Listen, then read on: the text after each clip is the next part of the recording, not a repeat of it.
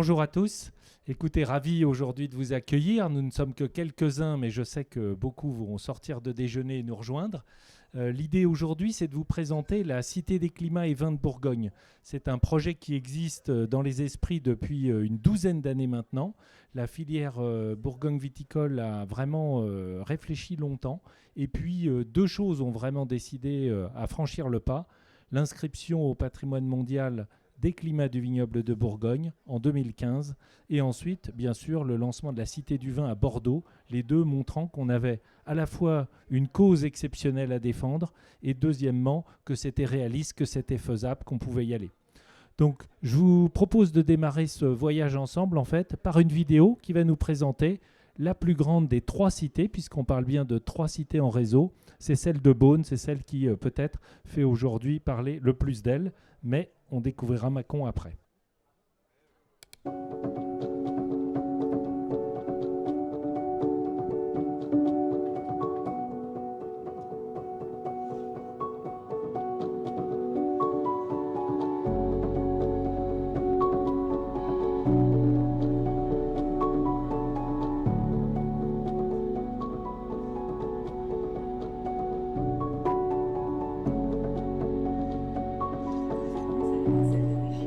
S'impose petit à petit.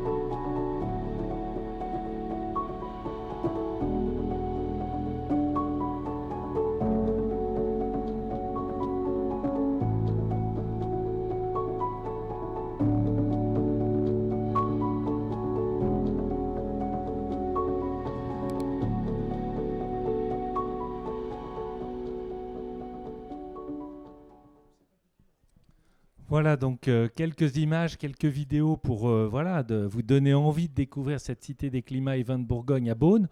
Pour tout vous dire, je quittais à l'instant tous les présidents des vignobles français, des appellations, puisque Vinexposium, le conseil d'administration de Wine Paris, se réunissait aujourd'hui chez nous. Donc c'est une grande, grande chance d'accueillir des gens de ce niveau dans un lieu qui aujourd'hui doit faire rayonner la Bourgogne, ses climats et ses vins. Juste avant de commencer, je vais vous proposer de nous rapprocher. Nous avons vu Beaune, qui est le navire amiral de ce réseau de trois cités. Et nous allons voir Mâcon, qui, même dans un environnement différent, dans un esprit différent, donne aussi à voir une image magnifique du travail qui est réalisé par nos vignerons.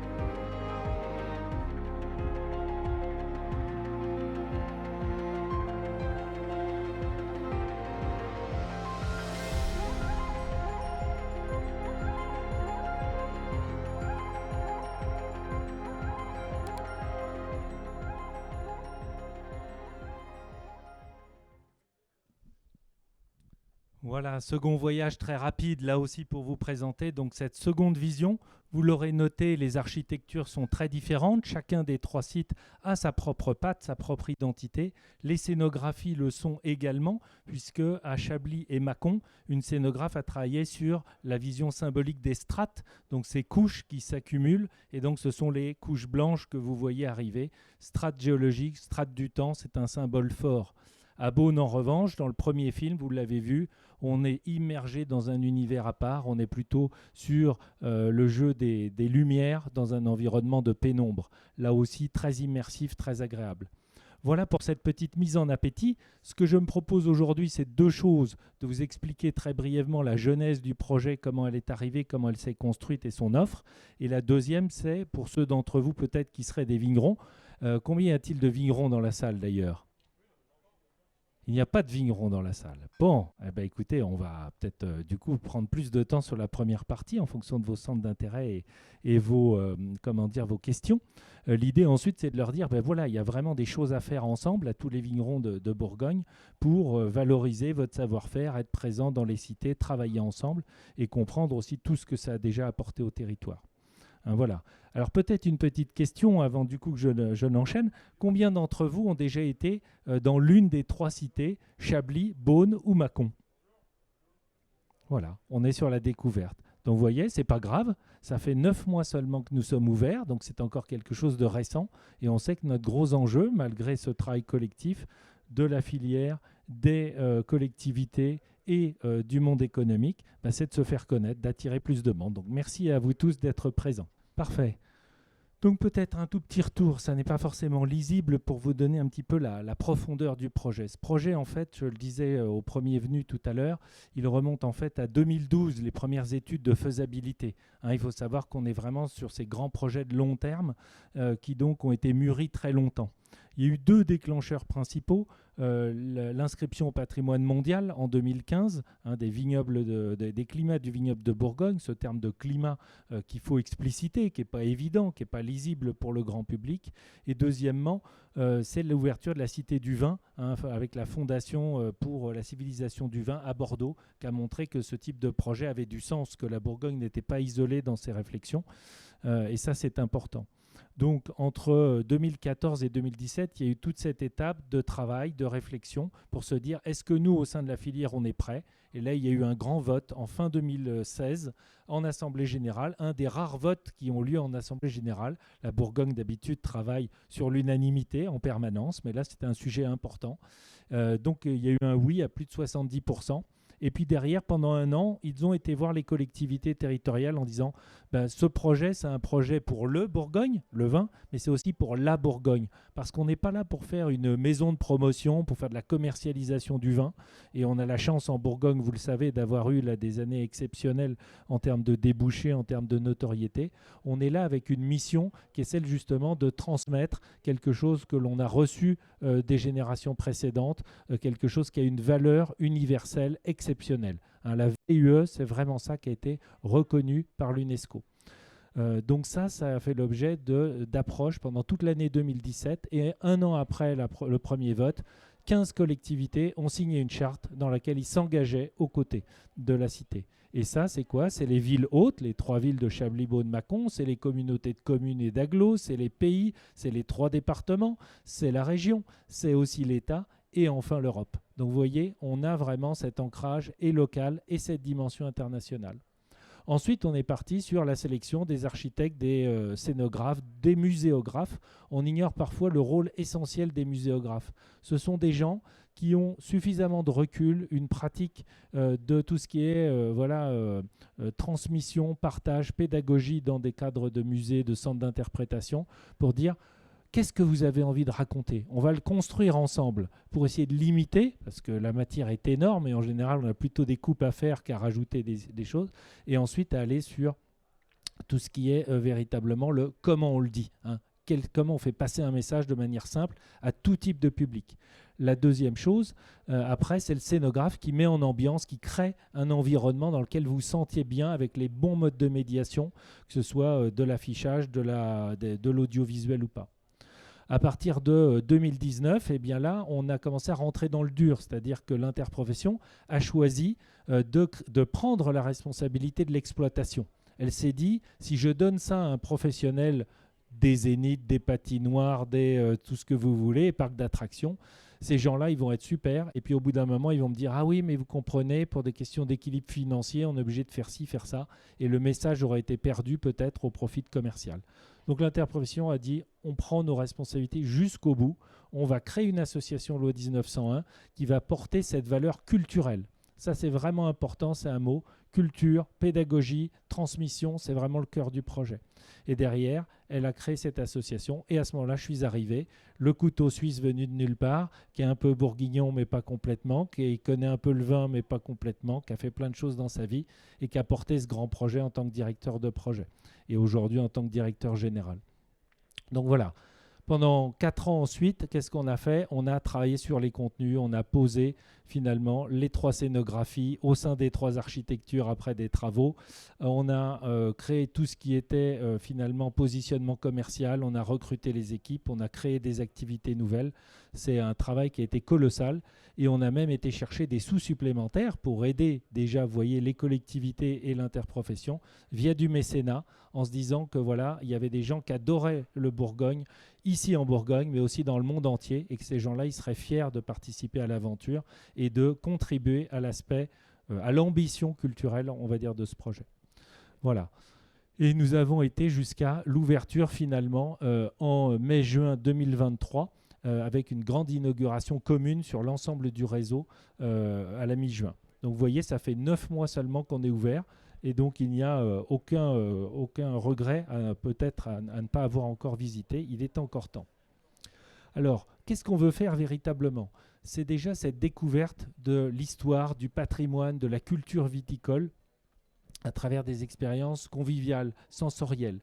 Il faut bien voir que dans les cités, on ne parle pas à l'intellect, même s'il y a énormément de matière. Il y a eu un travail de 5 ans d'un comité scientifique qui a travaillé sur les 3 contenus scénographiques, puisque finalement on raconte l'histoire de la Bourgogne sur les 3 sites, même s'il y a le décrochage local, comme on dit parfois, qui fait un zoom sur le sud, un zoom sur le nord avec les spécificités, on est quand même sur toute la Bourgogne à chaque fois. Et là, l'idée, c'est vraiment de se dire, voilà, on veut que les gens expérimentent, on veut que les gens soient dans une découverte et non pas simplement un cours, quelque chose qui est un peu aride. Ça, c'est important. On met en avant les climats, en particulier à Beaune, puisqu'à Beaune, nous sommes reconnus comme le centre d'interprétation principal, voulu par l'UNESCO, demandé par l'UNESCO lorsqu'il attribue une inscription de ce type. C'est ouvert à tous, ça c'est vraiment une de nos valeurs de base. Nous voulons parler, oui, aux professionnels de la filière qui connaissent par cœur leur métier, aux grands amateurs du monde entier, aux collectionneurs qui parfois en connaissent encore plus que les vignerons eux-mêmes et les surprennent. Et puis derrière, c'est ouvert aux néophytes. Il faut renouveler justement un petit peu la culture du vin de Bourgogne et du vin en général. Vous le savez, qui se perd, la transmission intergénérationnelle en famille se fait moins. Et enfin, on veut aussi accueillir les familles avec enfants. Et ça, c'est quelque chose qui est assez atypique. En France, on est assez coincé, je dirais, un peu par la loi E20, pas les enfants. Attention. Donc c'est tout à fait vrai et on le respecte sincèrement et strictement parce qu'on partage ces valeurs. Il faut protéger nos enfants. En même temps, toute cette culture autour du vin, tout cet environnement qu'on a des climats de vignobles de Bourgogne, c'est notre mission de transmettre ça. Voilà, donc nous sommes quelque part ces porte-paroles à destination de l'ensemble des acteurs. 3 villes emblématiques. Alors vous me direz, c'est quand même bizarre, pourquoi vous avez fait un réseau? C'est quand même 3 fois plus difficile, alors que ça aurait été si simple de le faire dans la capitale des vins de Bourgogne, Beaune, qui est légitime, reconnue comme telle. Tout simplement, là, on rentre dans 2 aspects. Un aspect qui est politique. La filière, et il est évident qu'elle a une représentation sur l'ensemble du périmètre de la Bourgogne viticole. Donc je rappelle, Bourgogne viticole égale Yonne, Côte d'Or, Saône-et-Loire. Donc vous verrez que par rapport à la Bourgogne géographique, il manque un département, la Nièvre. La Nièvre fait du vin et du bon vin, mais c'est du vin de Loire au regard de cette culture viticole. Donc voilà. Donc, sur ces 3-là, l'idée, c'est de dire, voilà, il nous faut une représentation pour que tous nos élus, tous nos vignobles soient représentés. La deuxième chose, c'est que géographiquement, vous le voyez, ces emplacements, ils sont majeurs. porte d'entrée nord, porte d'entrée sud sur la Bourgogne et qui mène assez naturellement à Beaune au centre. Donc ça, c'est vraiment important. L'idée, c'est qu'on ait un lieu passerelle, c'est-à-dire qu'on doit accueillir des visiteurs, être un phare qui attire, mais derrière, une fois qu'on a donné les clés de compréhension de la Bourgogne viticole, il faut qu'on donne envie aux gens d'aller sur le terrain, d'aller dans les caves, dans les domaines, dans les maisons. L'idée, c'est surtout pas de les capter, de les essorer à la caisse, si vous me permettez l'expression, puis dire bon débarras, on a fait notre job. Surtout pas. Hein, c'est là où je vous dis le côté commercial est bien secondaire à cet aspect justement de partage de culture et je dirais d'animation du territoire. Voilà donc. Vous avez déjà vu, grâce aux deux petits films, donc à la fois Mâcon sur votre droite, Beaune au centre, mais voici aussi un aperçu de Chablis. Chablis aussi, c'est un point important, présente aussi la Bourgogne dans sa diversité. Au-delà des vins, c'est aussi le patrimoine. On voit que là, on a un patrimoine ancien, c'est le cellier des moines du Petit Pontigny. Ça remonte au XIIe siècle, même si le bâtiment a été largement restauré au XVIIe. On est au cœur, on a un petit jardin, 900 mètres carrés, entouré par 3 bâtiments en U, un à gauche qui est celui de le siège du BIVB à Chablis, qui est un hôtel du XVIIIe siècle, un hôtel particulier magnifique. Au fond, ce bâtiment plus ancien qui a vraiment du cachet, qu'on a restauré magnifiquement. Et à droite, on a fait une aile contemporaine qui permet d'accueillir, d'avoir tout l'aspect fonctionnel de salle de réunion, de boutique, d'accueil. Donc c'est vraiment un ensemble qui fonctionne très bien et qui donne une bonne vue de ce qu'est la diversité de la Bourgogne. Alors qu'est-ce qu'on fait dans ces cités ? C'est toujours la complexité. En fait, on a 3 offres. La première, c'est le cœur de notre mission, c'est la découverte. Hein, un parcours de visite immersif, sensoriel sur les 3 sites. Sur Mâcon, on ne s'est pas rendu compte, mais les immenses tubelettes que vous voyez là de 1 mètre, il y en a 500 sur le plafond. Et en fait, la lumière évolue, le son évolue et vous êtes pénétré justement, vous avez l'impression que la vigne vient à vous, que vous vivez aussi des événements de la vigne comme les viticulteurs. Donc ça, c'est important. Les visites, les activités œnoculturelles, au-delà du parcours, vous pourriez vous dire, comme tous les gens qui viennent nous voir, c'est bon, je l'ai fait une fois, donc c'est bon, on reviendra dans 5 ans. En fait, il y a en permanence, en particulier à Beaune, où il y a plus de flux pour le moment, mais c'est en croissance à Chablis et Mâcon, une programmation à la fois de choses récurrentes et des choses qui sont beaucoup plus événementielles. Je vous en cite quelques-unes. Il y a des visites commentées, par exemple, très fréquemment. À Mâcon, pour le moment, c'est tous les dimanches matins. Il y a également tout ce qui est donc after work. On crée des événements thématiques autour des alliances mets-vins, avec les cuisines du monde, avec le chocolat pour Pâques, tout simplement. On ne fait pas toujours original, mais on essaye de bien le faire. Donc il y a toujours ce côté convivialité qui est important. On a des formations de l'école des vins, et ça je vais en reparler aussi. Et puis derrière, on a la nuit des musées, on a les journées du patrimoine, on a plein d'événements dans lesquels il y a vraiment des choses. La troisième, avec toujours une offre adaptée au jeune public, on le sait. Sur Mâcon, l'an dernier, on a eu peu de fréquentation sur le jeune public. À Mâcon, vous savez qu'on est dans un cadre où la ville fait de gros efforts pour que la culture soit gratuite pour tout le monde. Donc nous, on est un lieu qui reste accessible en termes de prix. Hein. Vous avez un billet plein tarif à 9,50 € pour 45 minutes de visite incluant une dégustation. Ça semble très raisonnable.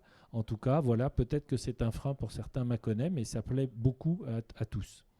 Dégustation, donc des ateliers de dégustation. Sur Beaune, nous avons en permanence des ateliers de dégustation de 45 minutes à 1 heure pour répondre à tous les besoins des visiteurs qui voudraient aller un petit peu plus loin sur des thématiques variées que le parcours lui-même. Sur Mâcon et Chablis, nous le faisons à titre ponctuel. Nous en avions une hier, on a eu des félicitations de tous les participants. Et puis l'école des vins de Bourgogne, qui a été créée il y a 50 ans, qui va fêter cette année ses 50 ans, a été créée comme un service de l'interprofession par les vignerons pour les vignerons, il y a 50 ans. Elle s'est ouverte depuis largement aux amateurs éclairés. Et puis là, avec l'arrivée de la cité, c'est vraiment du grand public. Ce sont ces ateliers que je vous disais, 45 minutes à 1 heure à des prix très abordables. Et donc là, on en a pour tous les profils. On peut même faire du sur-mesure puisque nous sommes agence de voyage agréée.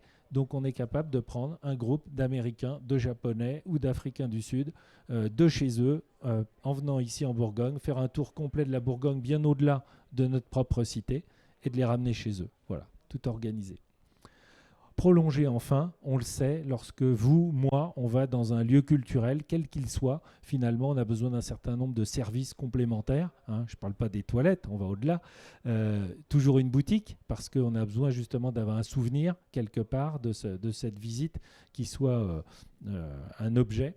On a un bar de découverte des accords mets-vins, ça c'est important sur chaque site. Hein, et aujourd'hui, les visiteurs s'arrêtent nombreux parce que à Beaune, c'est quelque chose d'assez sophistiqué. C'est pas luxueux, mais c'est travaillé. On a 2 chefs qui se succèdent pour tenir toute la semaine. Et à Chablis-Mâcon, c'est plus modeste, c'est des planches et des accords là-dessus. Mais ça correspond aussi à cette convivialité qui est attendue de nos visiteurs. Et puis l'espace conseil touristique, là aussi, je vous le disais, cette volonté de toujours conseiller, jouer le partenariat avec notre écosystème, de renvoyer vers le territoire.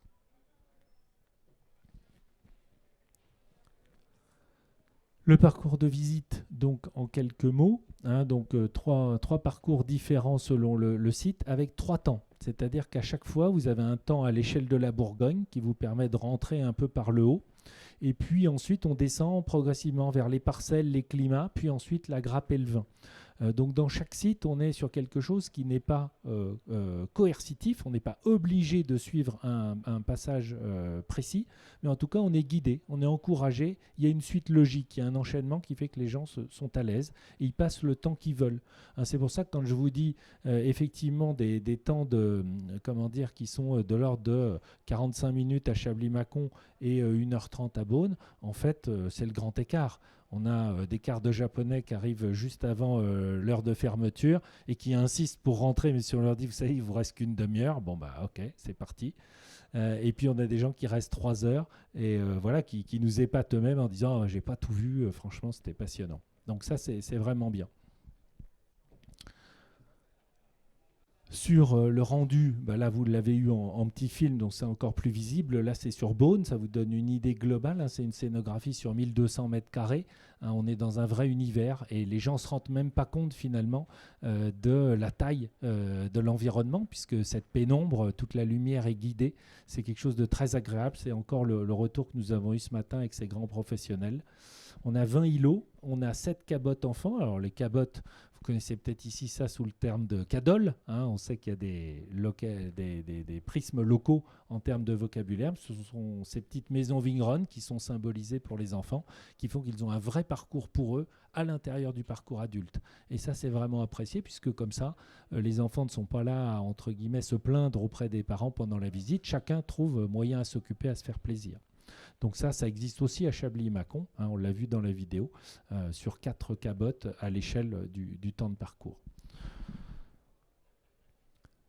Voilà, on voit ici la seconde scénographie, seconde mise en scène, vous le voyez, avec ce plafond lumineux à Mâcon sur la gauche, et puis ici à l'inverse, dans le cellier du Petit Pontigny, ces voûtes cisterciennes magnifiques. Hein, là, le parcours est tout en longueur avec une descente en cave.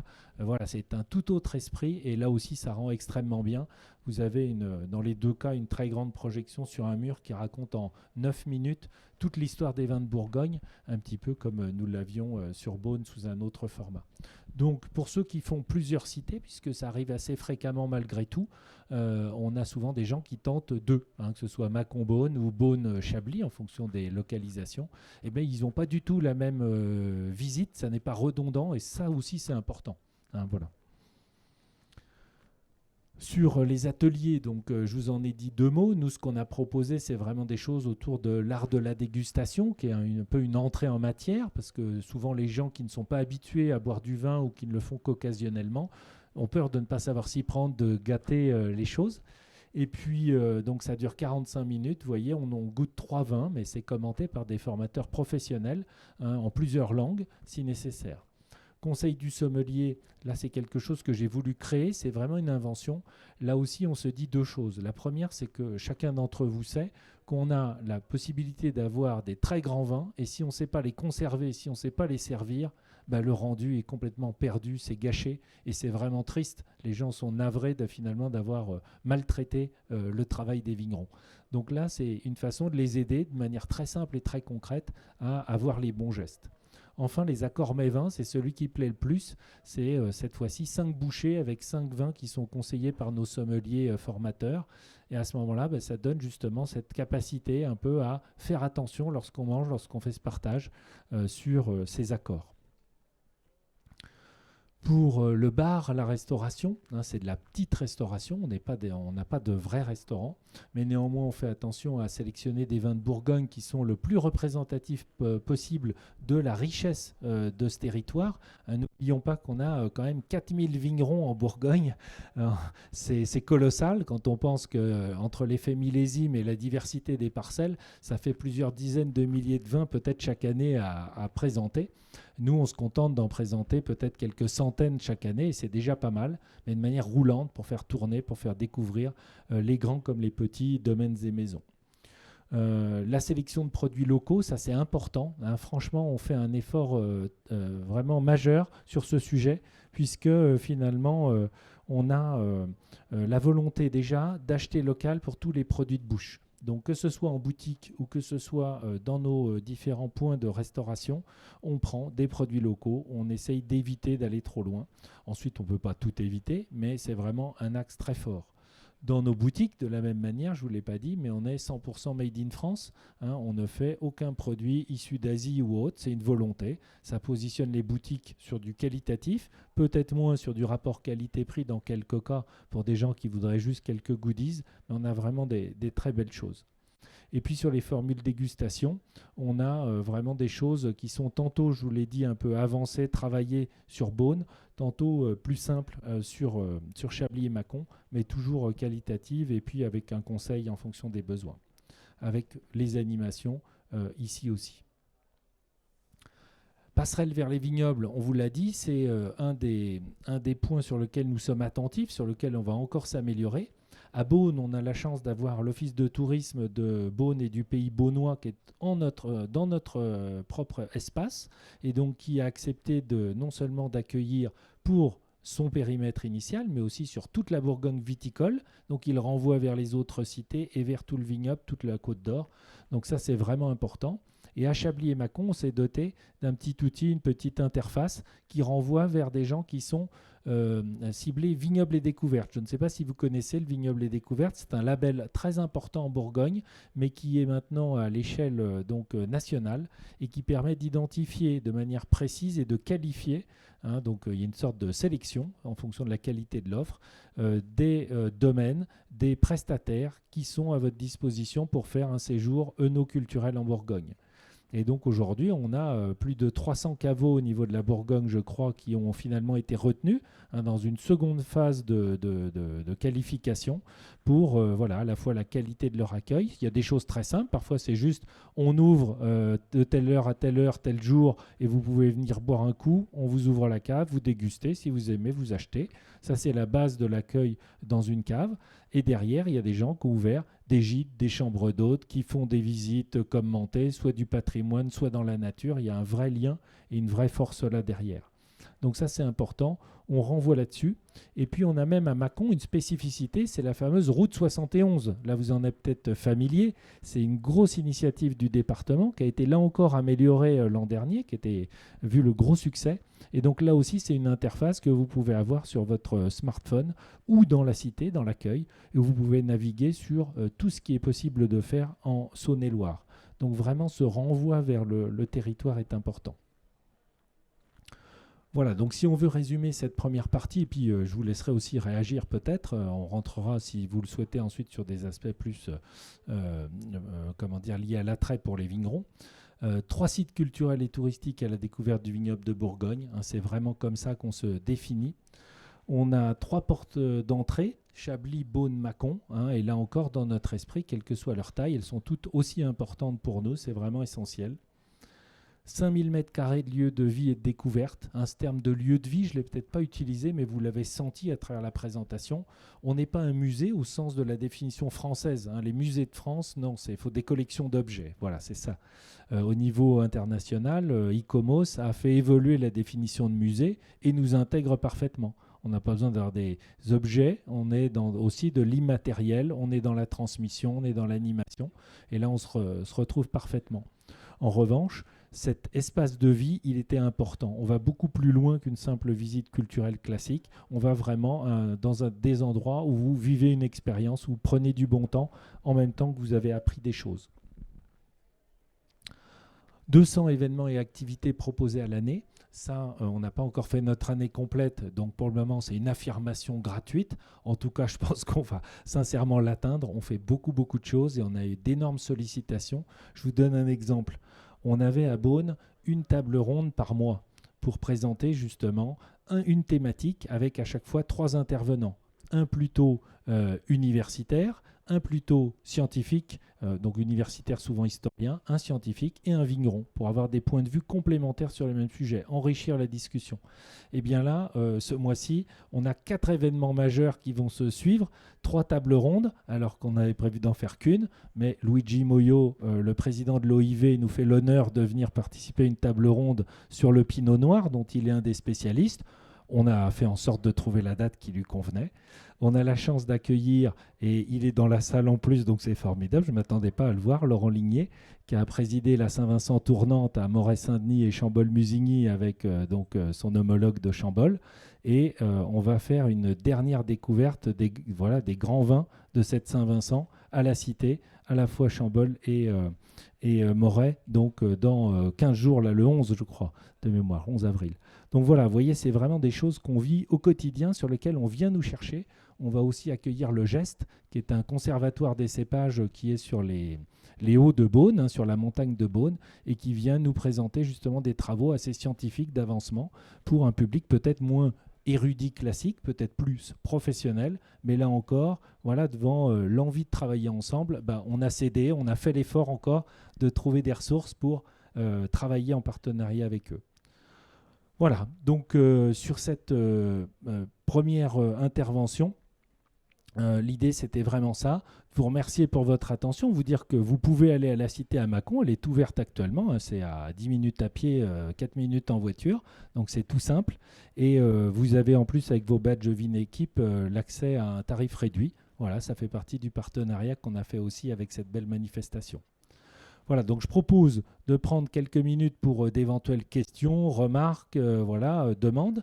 Et puis, si jamais il n'y en a pas, je peux enchaîner sur quelques éléments rapidement sur des aspects un peu plus techniques, un peu plus pour les vignerons que j'imaginais toucher plus nombreux aujourd'hui. Dites-moi, est-ce qu'il y a des questions, des remarques ? Bon, moi j'en ai une question. Est-ce que ça vous a donné envie d'aller à la Cité ? Plutôt oui ? Bon, écoutez, c'est déjà ça de gagner, voilà. Ça c'est important, c'est mon rôle de directeur aussi, d'être ce représentant parmi tous mes collaborateurs et nos élus. C'est un travail dans lequel il faut que vraiment vous ayez conscience du travail colossal qui a été mis de manière globale. J'ai fait un bref calcul il y a 1 an à peu près, un peu avant l'ouverture, parce que je suis tombé sur des documents complètement par hasard entre le conseil général, je crois, à l'époque, ce n'était pas encore départemental de Côte-d'Or, entre la ville de Dijon, la ville de Beaune, la filière.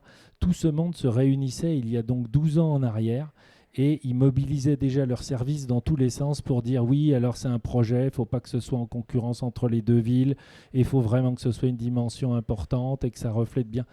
C'est incroyable, j'ai l'impression, très honnêtement, qu'il y a plus d'1 millier de personnes qui ont vraiment travaillé sur ce projet. Pourquoi ? Parce qu'il y a tous ces domaines administratifs, institutionnels, mais il y a aussi, n'oublions pas, toutes les équipes qui ont construit les 3 cités. Il y a tous ceux qui ont conçu les contenus.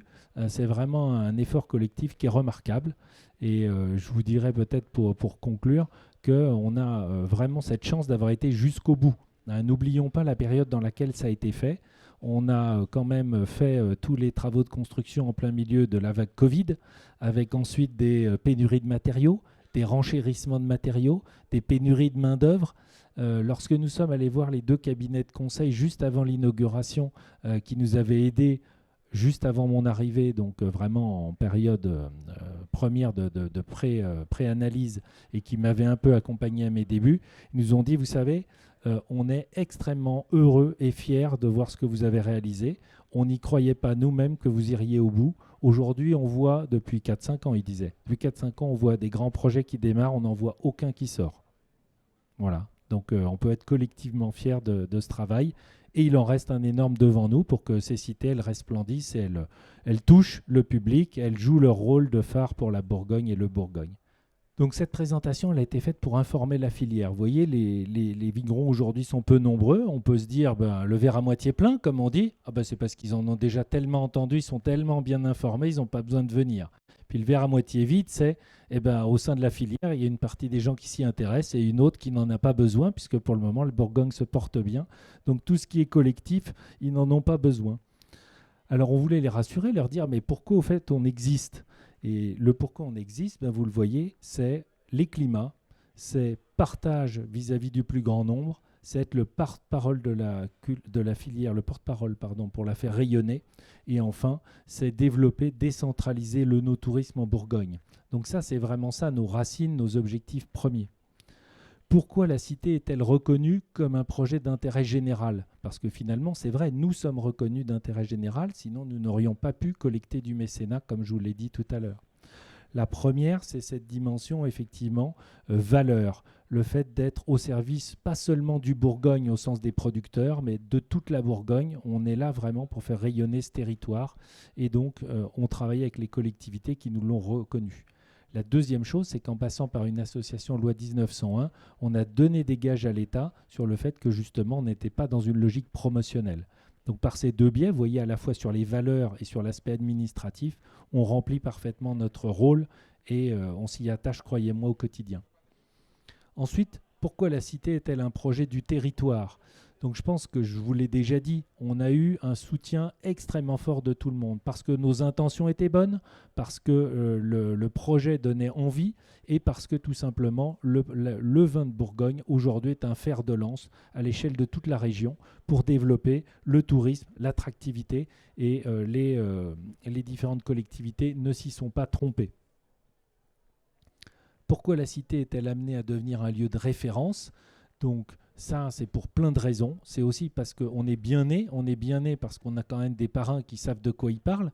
Quand c'est la filière qui crée, c'est quand même un levier de légitimité extrêmement important. On l'ignore parfois, mais à Bordeaux, aujourd'hui, la cité a été voulue, la cité du vin, de la civilisation du vin, elle a été voulue par la mairie de Bordeaux. C'est Alain Juppé qui a créé ce lieu.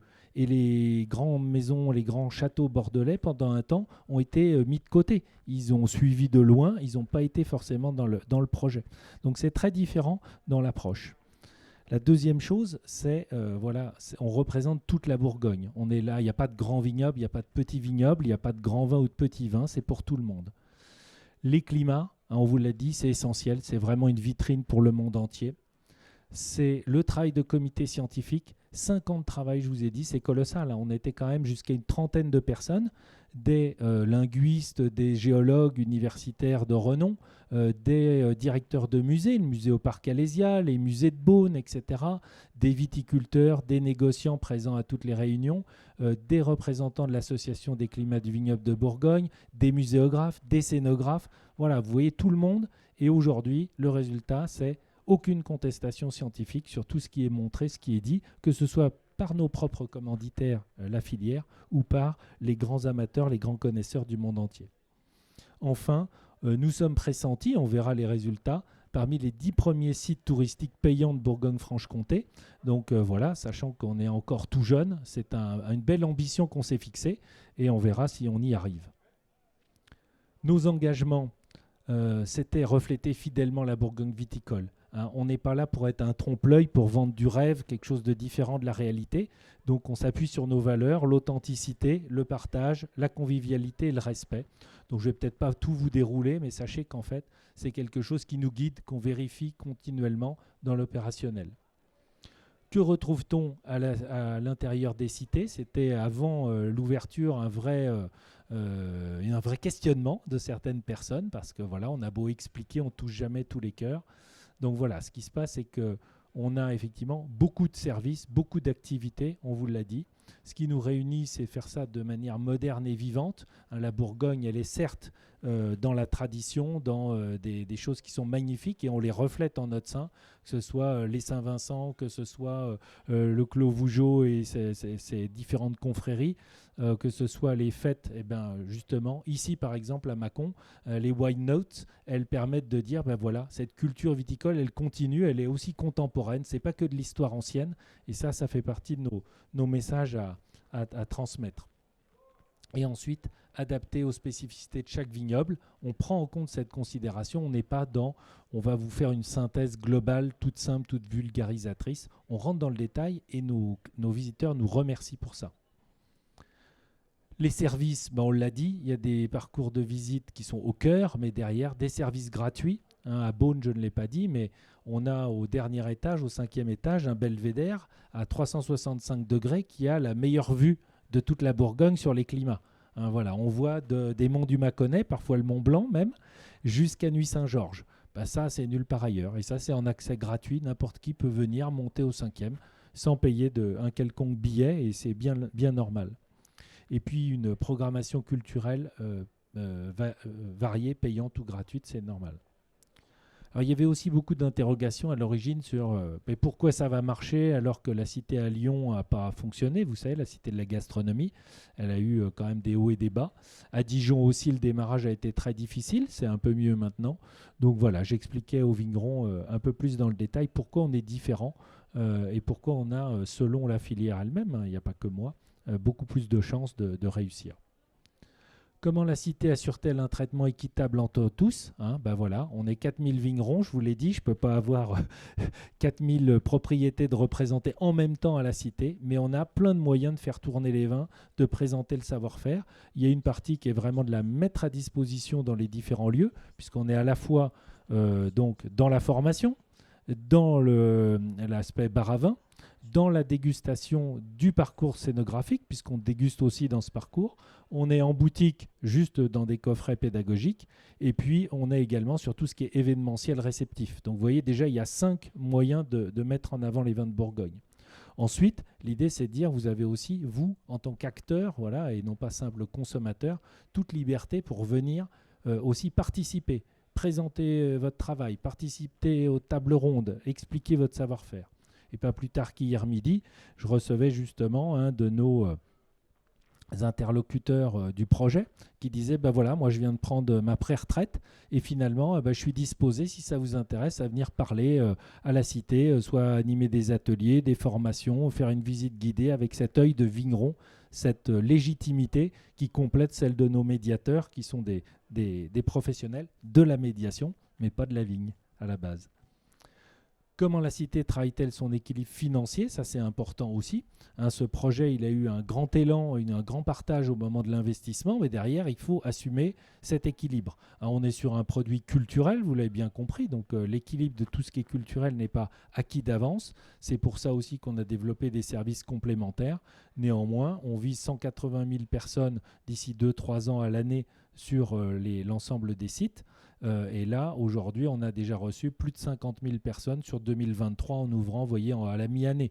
Donc, on est dans un démarrage qui est tout à fait correct et qui va prendre de l'ampleur cette année.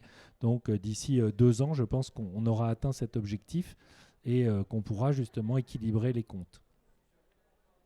Sur les impacts, rappelez tout simplement qu'on a déjà et on aura encore un impact très fort sur le territoire. Là aussi, ça bénéficie à tous, qu'on soit dans la viticulture ou pas. Ces grands projets servent le territoire en termes d'image, mais aussi de retombées.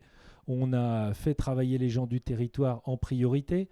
On a injecté quand même 25 millions d'euros, tous les investisseurs ensemble. Et aujourd'hui, à Beaune, pour vous donner une idée, on a tout un projet privé qui est en train de s'installer autour de nous. On a déjà un nouvel hôtel qui va ouvrir dans 15 jours.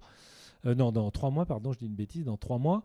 On a à Chablis plein de boutiques qui ont été reprises, qui ont été redynamisées, des nouveaux caveaux de vente, un hôtel qui est en train d'être remis à neuf.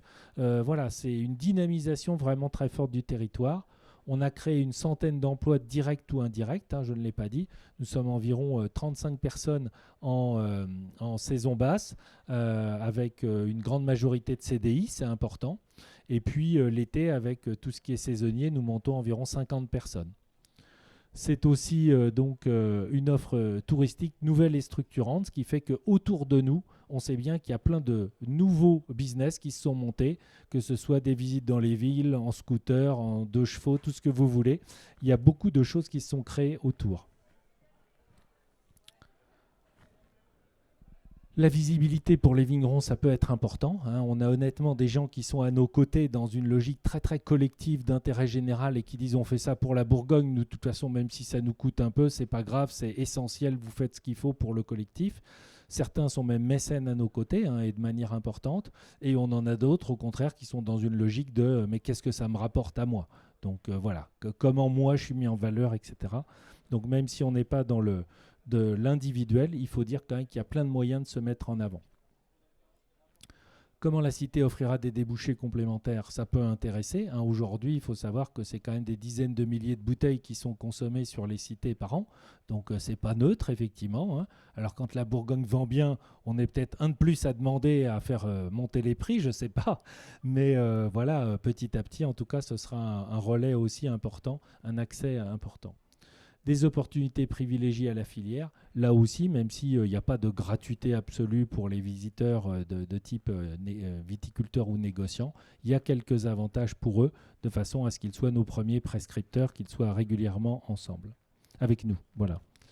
Et puis l'idée, c'est derrière, on a besoin de l'implication des vignerons. C'est sûr qu'aujourd'hui, on a voilà, un écosystème de peut-être plusieurs centaines de vignerons qui nous soutiennent, mais ce n'est pas suffisant. Nous, on va chercher les 4 milliers, on les veut tous derrière nous, voilà, qu'ils soient simplement voilà, dans un soutien collectif ou qu'ils soient vraiment comment dire, complètement conquis par ce qu'on a fait en leur nom. Mais voilà, c'est quelque chose auquel on s'attache. C'est important, ça prendra du temps. Mais il le faut, c'est important pour la Bourgogne et puis pour la réussite de ce projet pour tous. Voilà, écoutez, j'ai été rapide, hein, c'était peut-être beaucoup d'informations, mais j'espère que ça vous a intéressé. Est-ce que là encore, il y a éventuellement une question avant que je ne rende les micros et que je vous rende au salon Vinéquipe? Oui.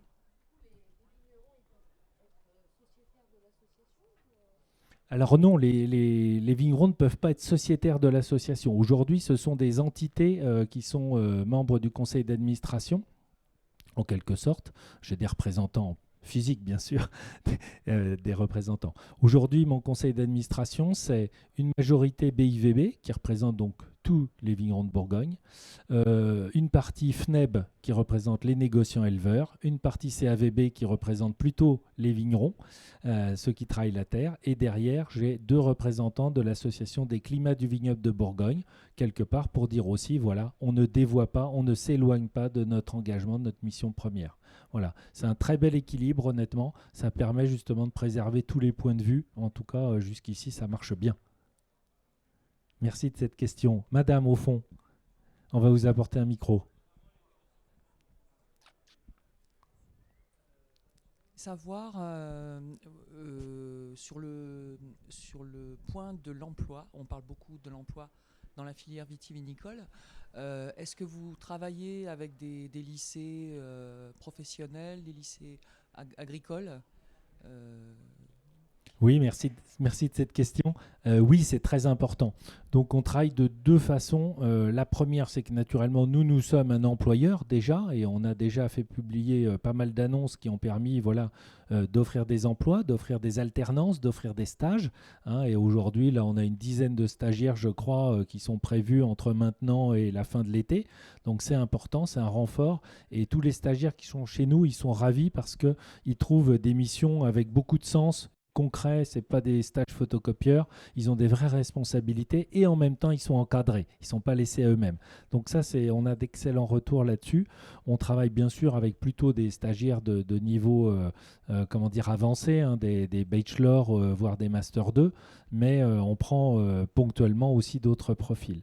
La deuxième chose, c'est qu'on travaille aussi pour la filière là aussi, sur comment attirer vers ces métiers. Et on a lancé donc là pour la première fois, vous vous rendez compte qu'on est ouvert que depuis juin dernier, on a réussi à faire, là parce que c'est un projet que je caressais depuis 2 ans, un forum des métiers de la vigne et du vin. On l'a fait à Beaune les 30 et 31 janvier. on a réussi à réunir la quasi-intégralité des justement établissements de formation de Bourgogne autour de ça, que ce soit Davaillé, que ce soit le lycée Ozanam ici, si je parle des locaux de l'étape. Voilà, mais il y en avait beaucoup. Des acteurs du travail, du monde de l'emploi et de l'orientation. Donc on avait entre 20 et 25 représentations, des stands, des tables rondes, des moments d'échange, beaucoup d'outils de simulation pour stimuler les jeunes aussi. Et sur ces 2 jours, on a eu l'équivalent de 12 classes qui sont venues, de la 5e je crois, à la terminale. On n'a pas eu d'études supérieures. On a des étudiants qui sont venus par eux-mêmes. Et puis, on a eu des gens en recherche de reconversion. Aujourd'hui, on a fait ça en partenariat avec Vita Bourgogne, qui déjà, on va dire, de manière virtuelle, uniquement en web, donc anime toute cette communauté, ce besoin de recrutement. Et nous, on est venu apporter le lieu physique pour avoir une vraie rencontre, pour ancrer dans le territoire. Et on va préparer une seconde session l'an prochain, parce que c'était un gros succès de la vie de tout le monde. On a reçu en tout près de 500 personnes, donc ce qui est très honnête pour un démarrage. On recommence l'an prochain avec les mêmes acteurs et peut-être même l'envie d'ouvrir sur Chablis et Mâcon quelque chose de plus modeste au même moment. Voilà. Très bien. Eh bien, écoutez, je vous remercie vivement de votre intérêt. Merci de vos questions et au plaisir de vous accueillir dans le réseau de la Cité des Climats Event Bourgogne. Au revoir.